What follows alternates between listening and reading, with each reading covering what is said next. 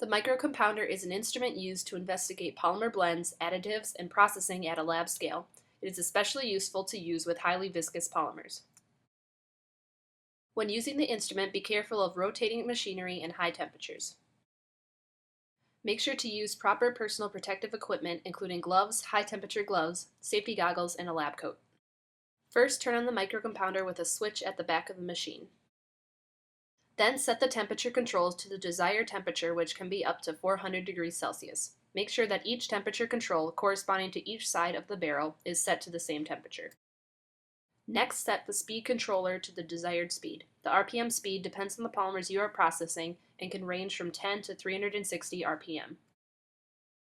Also turn on the air supply to keep air circulating through the barrel during the experiment. Next, attach the two mixing screws by lining up the marks. Then close the two halves of the barrel, making sure to use high-temperature gloves. While lifting the mixing screws up slightly, insert and tighten the screws to 34 Newton meters using a hex wrench in the order specified by the diagram in the standard operating procedure.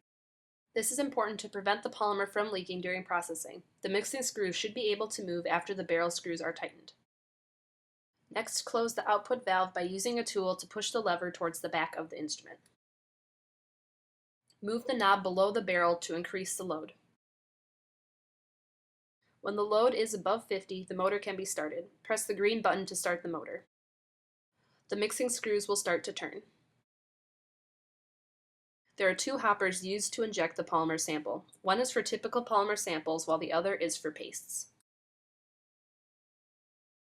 Insert the one you want into the barrel and add the pin to prevent the hopper from slipping when the polymer is injected. Next, prepare 4 to 5 grams of your polymer sample. Next, add your polymer to the hopper and slowly depress the syringe to inject the polymer. The load will increase as you are processing your polymer. If the torque reaches 6.2 Newton meters, the machine will automatically stop to prevent any damage. After 5 minutes, open the output valve by pushing the lever to the front. The polymer will start to extrude from the output valve. Wait until all of the polymer is pushed out. Then press the red button to stop the motor.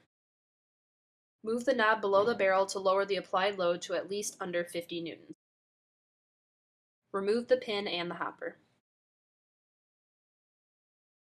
Remove all of the barrel screws and open the barrel. Make sure to clean the barrel after you are finished. Use a brass wire brush to scrape out the residual polymer. Also clean the hopper and the mixing screws. Be careful because the machine and its components may still be hot.